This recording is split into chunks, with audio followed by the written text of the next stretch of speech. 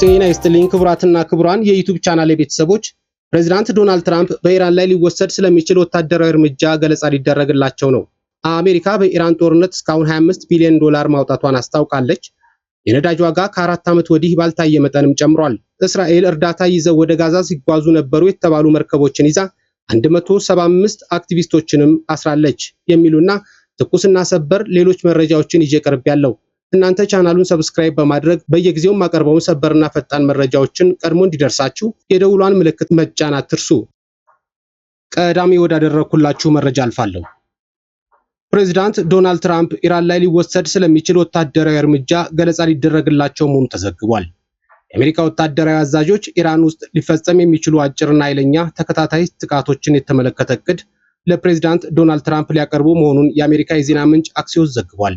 አክሲዮስ ለጉዳዩ ቅርበት ያላቸውን ምንጮችን ጠቅሶ ያወጣው ዘገባ እንደሚያመለክተው የአሜሪካን መካከለኛው ምስራቅ ዘመቻዎችን የሚመራው ማዕከላዊ እዝ አዛዥ በሆኑት አድሚራል ብራንድ ኩፐር የሚቀርበው እቅድ የኢራንን መሰረተ ልማቶችን ማጥቃትን ሊያካትት ይችላልም ተብሏል።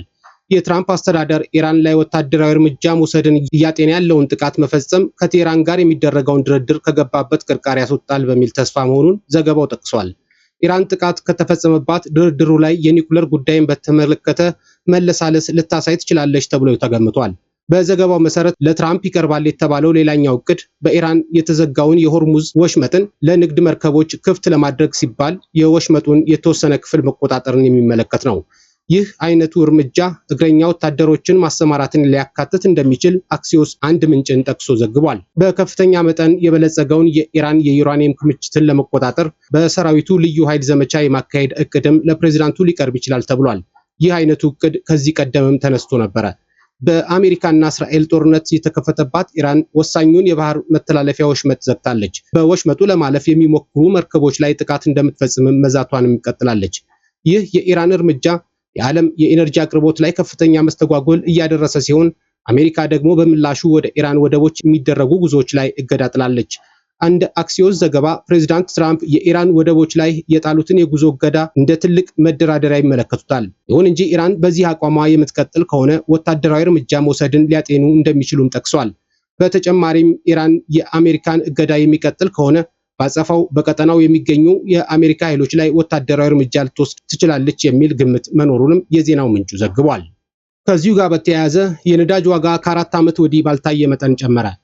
አሜሪካና ኢራን ከ2 ወር በፊት የገቡበት ጦርነት የመቋጨት አዝማሚያ እያሳየ አለመሆኑን ተከትሎ በዓለም አቀፍ ገበያ የነዳጅ ዋጋ ከአውሮፓውያኑ 2022 ወዲህ ባልታየ መጠን ጨምሯል። የብሬንት ድፍድፍ ነዳጅ ዋጋው በ7% ገደማ ጨምሮ በበርሜል ከ$126 በላይ ተሸጧል። አሁን የተመዘገበው የነዳጅ ዋጋ ሩሲያ ዩክሬን ላይ ሙሉ ወረራ ከከፈተችበት ወዲህ የታየ ከፍተኛ ጭማሪ ነው ተብሏል። በአሜሪካና ኢራን መካከል የሚደረገው የሰላም ንግግር ያለ ተጨባጭ እንቅስቃሴ ባለበት መቆሙን ተከትሎ የኤነርጂ ዋጋ በዚህ ሳምንትም ጨምሯል። በኢሲያ ገበያ ላይ የነዳጅ ዋጋ በበርሜል $126.32 የተሸጠ ሲሆን የአውሮፓ ገበያ ሲከፈት ግን የብሬንት ዋጋ ወደ $122 ተመልሷል።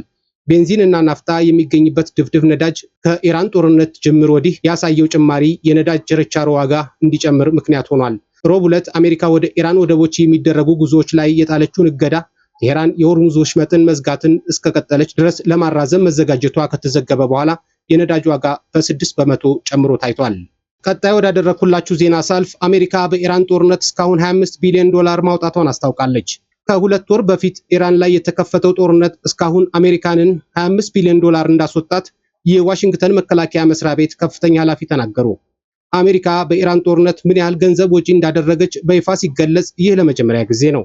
የአሜሪካ መከላከያ ሚኒስቴር ፔት ሄግሴት ከኢራን ጦርነት ወዲህ ለመጀመሪያ ጊዜ በቃለ መሐላ ስር ሆነው በሰጡት 6 ሰዓት በቆየ የምክር ቤት ማብራሪያ ላይ ከዲሞክራቲክ ሕግ አውጪዎች ጋር ውዝግብ ውስጥ ገብተዋል። መከላከያ ሚኒስቴሩ ትናንት ሮብ ዕለት በተወካዮች ምክር ቤት የጦር አገልግሎት ኮሚቴ ፊት የቀረቡት ከአሜሪካ የጋራ የጦር ኃይሎች ኃላፊ ጀነራል ዳን ኬን እና ከመከላከያ መስሪያ ቤቱ የፋይናንስ ዋና ኃላፊ ጄሌስ ሃርተር ጋር በመሆን ነው። ሄግሴት ባደረጉት የመክፈቻ ንግግር የተጋፈጥነው ትልቁ ጠላት የዲሞክራቶችና የተወሰኑ ሪፐብሊካኖችን የሽንፈት ቃላቶች ነውም ብለዋል። የኮሚቴው አባል የሆኑት ዲሞክራቲክ ሕግ አውጪዎች ከኢራን ጋር በሚደረገው ጦርነት የፌዴራል መንግስቱ ገንዘብ ጥቅም ላይ እየዋለ የሚገኝበትን መንገድ ተችተዋል። ከመከላከያ መስሪያ ቤቱ የፋይናንስ ዋና ኃላፊ ኸርትስ ባደረጉት ንግግር እስካሁን ለጦርነቱ 25 ቢሊዮን ዶላር ወጪ መደረጉን ተናግረዋል። ኸርትስ እንደገለጹት አብዛኛው ገንዘብ የወጣው ለተተኳሽና መሳሪያዎችን ለመተካት ነው። የወጪው ሙሉ ዝርዝር ከጊዜ በኋላ እንደሚቀርብ ለህግ አውጪዎች ተናግረዋል።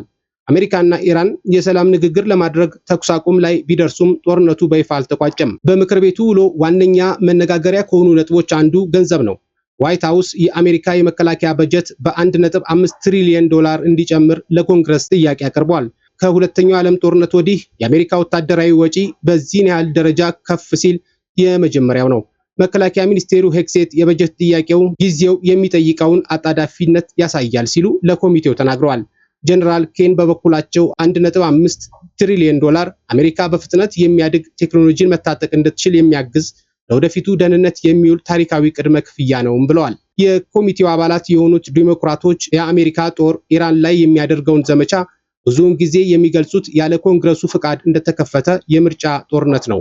የካሊፎርኒያ ዲሞክራቲክ ተወካይ ጆን ጋርሜንዲ ጦርነቱን በተመለከተ ከመጀመሪያው ዕለት አንስቶ የአሜሪካን ሕዝብን ስትዋሹ ነበር ሲሉ ባለስልጣናቱን ወቅሰዋል። ትራምፕ በሌላ የመካከለኛው ምስራቅ ጦርነት አጣብቂኝ ውስጥ ገብተዋል ሲሉም ለሄግሴት ተናግረዋል። የምክር ቤቱ አባሉን አስተያየት ግዴለሽ ሲሉ የጠሩት ሄግሴት በበኩላቸው ትራምፕ አጣብቂኝ ውስጥ ናቸው መባሉን አስተባብለዋል። ለትራምፕ ያለህን ጥላቻ አውሮሃል ሲሉ የምክር ቤት አባሉን ተናግረዋል። የኮሚቴው አባል የሆኑት አብዛኞቹ ሪፐብሊካኖች ከመከላከያ መስሪያ ቤቱ ጎን ቆመዋል። የኮንግረስ አባሉ ካርሎስ ጊሜኔዝ ኢራን የህልውና ስጋት ናት ብለው እንደሚያምኑም ገልጸዋል። በመጨረሻም እስራኤል እርዳታ ይዘው ወደ ጋዛ ሲጓዙ የነበሩ መርከቦችን ጠልፋ 175 አክቲቪስቶችን አሰረች።